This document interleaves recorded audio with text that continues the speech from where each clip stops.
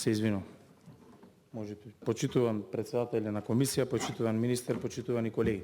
На денешната седница на дневен ред имаме амандмани поврзани со закон и овие можеби емотивни или ако сакате да кажеме па и цинични дури изјави од страна на министерот и од страна на одредени пратеници нема да не донесат да намалиме бројката на смртност и бројката на заболени во оваа држава, ниту пак ако разговараме за она што е веќе завршена работа, за тоа кој одел во теретани или не знам во кафани и така, па ако сакате и за ред други работи кои што вие сте ги кажали или други кажал, реалноста е дека треба да разговараме она што е за нас најголем предизвик, а тоа е борбата со ковидот. И тоа можеме да го кажеме и од сам почеток, значи како генерален проблем од бројката на заболени, генерален проблем со бројката на мртви, она што треба да представува тестирање, третман и на крај секако да добиеме негативен тест, односно здрави пациенти. Ние тоа е за нештото за кое што треба да се грижиме, драг колега и драг министр.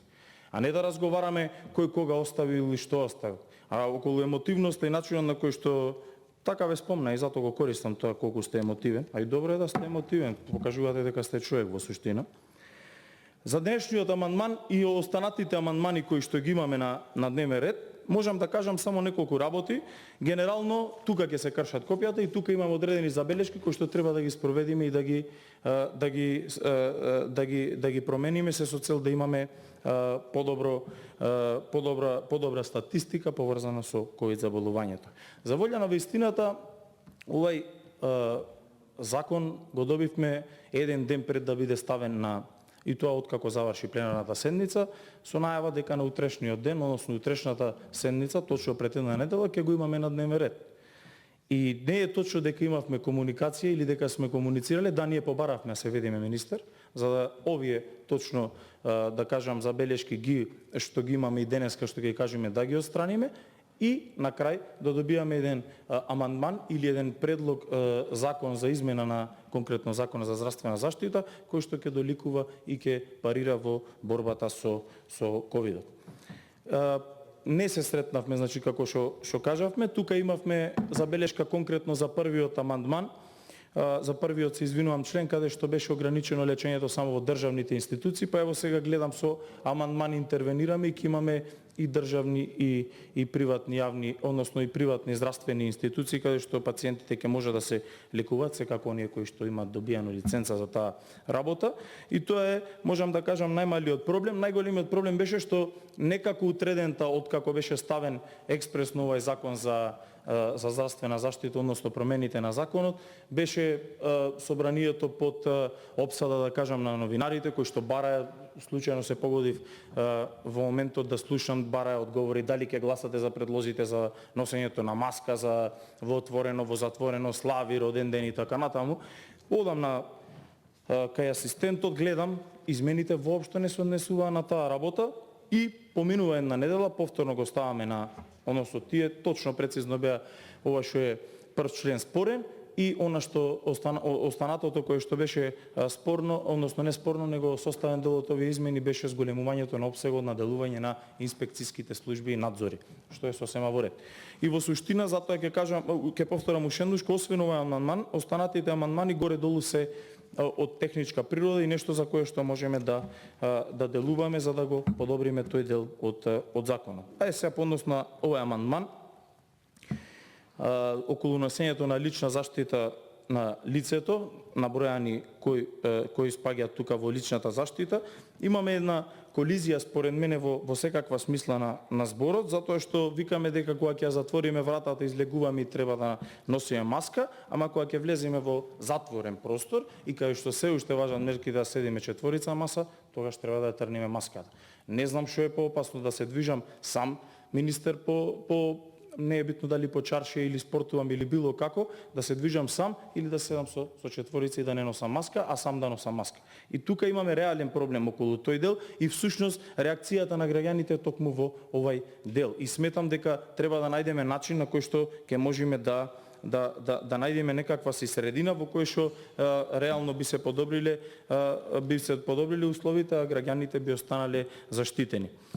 Понатаму, како што и сите кажа пред мене, би повторил за ова што се однесува на одредени периоди во денонокието и дека не треба да биде составен дел од оваа реченица, туку треба да се однесува како мерка буквално во секој период. И поднос на петтата точка имаме други мерки утврдени со закон, треба да биде со овој закон, затоа што кога ќе кажеме со закон е малце општ поим. Исто така ми смета што владата превзема понатаму на предлог на министерство, одлучува за мерките од исто ова, се заобиколува собранието, односно она кое што ние сега ќе го направиме, понатаму ги предаваме ингеренциите и надлежностите на владата и на министерството, а во суштина требало да направиме многу подобар предлог на закон тука поврзано со сите овие работи, за да можеме да гледаме напред и да ги добиаме оние бројки кои што се посакувани за нас како држава. Реално сега сме на врвот, односно таму кај што не треба по број на заболени и на мртви по број на милион жители. Реалноста е дека нова држави е потребна комисија за ковид, која што треба да биде составена од професионалци, комисија во која што треба да членуваат луѓе кои што се занимаваат со оваа работа, и тоа е нешто кое што подитно треба да го направиме. Зошто? Затоа што се покажа дека она кое што представуваше арогантност на претседателот на комисијата сегашна, мисля че беше Караджовски, начинот на носењето на мерки буквално на циркузантски начин, дури и владата имаше време кога на циркузантски начин, дури и владата имаше време кога, односно место кога и него почитуваше препораките по однос добијани од оваа комисија. Зошто? Затоа што требаше да се манипулира, тоаш беа верски празници, па за едни беше вака, за други беше така. Сега кога имаме комисија стручна поврзана со ова заболување, тогаш ние како држава и ќе добиаме комисија која што безмалку ќе носи законодавни мерки, односно мерки за кои што владата и Министерството за здравство нема да приговараат. Во суштина и вие по функција би биле дел од таа комисија. Би требало ќе го имаме и се до тоа на текст која ќе дојде време и ќе разговараме за тој дел. Се надевам јас дека оваа држава е потребно што побрзо ваква работа. Инфектолози, епидемиолози секако треба да биде составена и од представници на матичните лекари, затоа што 2/3 до 3/4 од заболените се на нивни третман. И мора да ги имаме исто составено во комисија, која ќе направиме еден поширок опсек на стручњаци опфатени во самата комисија. Сметам дека мерките кои што ќе ги носиме ќе бидат онака како што треба и лека по лека ќе почнеме да парираме во борбата со ковидот. Генерално толку имам што нема да злоупотребувам говорницата како претходни да разговарам за одредени работи и појави дали во минатото или во сега или сега што се случуваат. Ќе дојде момент кога ќе разговараме, пак ќе кажам дали ќе го правите тоа емотивно или не. Има многу работи да ви кажам и за младите лекари и за заштитната опрема што ја добиле или што не ја добиле лекарите во периодот кој што бил, и за начинот на третман и на многу други работи. Меѓутоа, како што кажав, јас ќе се задржам на овој амандман и сите оние забелешки кои што ги имав лично ви ги пренесов. Се надевам дека добар дел од нив ќе бидат вметнати и така ќе постигнеме со еден консензус да можеме да се избориме со она кое што се соочува цел свет, а не само ние. А за сите забелешки кои што ги кажавте, за тоа минато сакав само оваа реченица да ви кажам, пошто вие злоупотребивте, вие бевте во најголем дел од периодот советник на таа влада, на тој министер, и